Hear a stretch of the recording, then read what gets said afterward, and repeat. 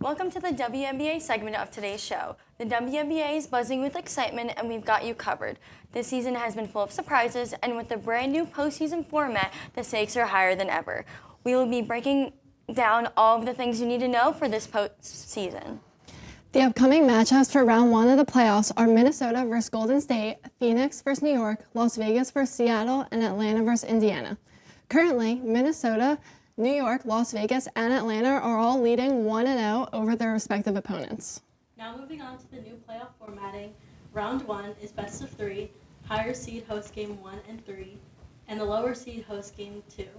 Home court advantage is a key role during the playoffs. For the semis, best of 5 series, and for the finals, for the first time ever, the WNBA is doing a best of 7 series, where the higher seed will host game 1, 2, 5, and 7, when the lower seed hosts game 3, 4, and 6. Okay, so Lauren, I'm going to start with you. Who do we think is going to be in the final two, and who do we think is going to take it all? You know, as for the final two, I think it's going to be Minnesota versus Las Vegas. And to be honest with you, to take it all, I think it's going to be Minnesota just because they're dominating on the court and they've had an overall winning season. Yeah. Mia, what do you think? I also agree. I think that Minnesota and Las Vegas will be in the finals. Minnesota has MVP candidate Napisa Collier, but so does the Aces. They also have MVP candidate Asia Wilson. So I think they're both really competitive teams, but I think at the end of the day it will be the Minnesota Lynx. Yeah, I second both of you guys. I genuinely think that, Minnesota, they're coming for revenge. They lost last year, but I definitely think with the new postseason bracket, how there's more games this year, I definitely think that it's definitely going to be a tight race. Honestly, you never know, there could be an upset. You never know, the 8 seed could beat the 1 seed, the 5 seed could beat the 4 seed. You never know, honestly, but I definitely think that Minnesota is definitely coming for revenge this year. Yeah, I 100% agree with you. We would also like to recap some important WNBA news. Caitlin Clark has been officially ruled out for the rest of the season, meaning she will not compete in this year's playoffs. The Fever have continuously been dealing with injuries as 4 other Indiana players have been ruled out for the rest of the season. Moving on with one of the biggest stories right now is the health of 2-time MVP Breanna Stewart. In Liberty's Game 1 overtime victory, Stewart went down with a left knee injury and did not return. Her status for the remainder of the playoffs is completely up in the air, leaving Liberty with a major shadow over their defense.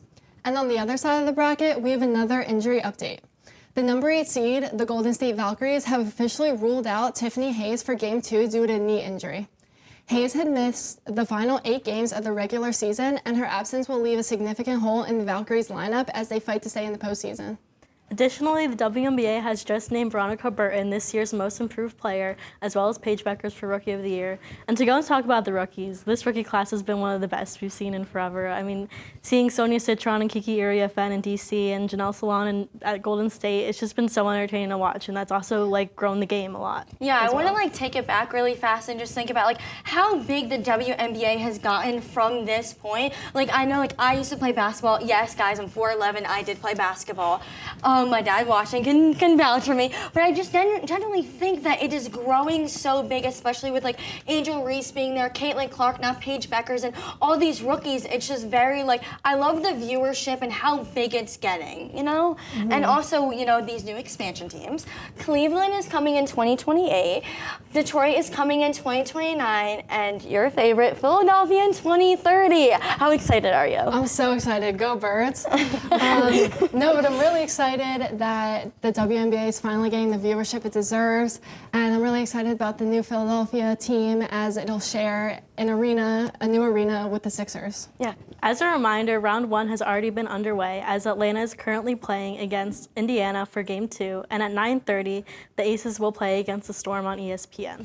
And also just want to add that I genuinely am excited. I think, honestly, within the next 5 to 10 years, the WNBA is going to be the same line as the NBA. Yeah. I genuinely think so. I mean, I've seen that for myself, going to the games and seeing people are still wearing Elena Deladon jerseys. I know, she has motion, literally UD alum. Yeah, she literally just got inducted to the Hall of Fame, too. I genuinely think I'm super duper excited to see where the WNBA is growing. I'm excited to see, even players at UD, go on and play, even, overseas, you never know. So, and that's all we've got for you, folks. Now let's hit it to the UD football with some of our cast members.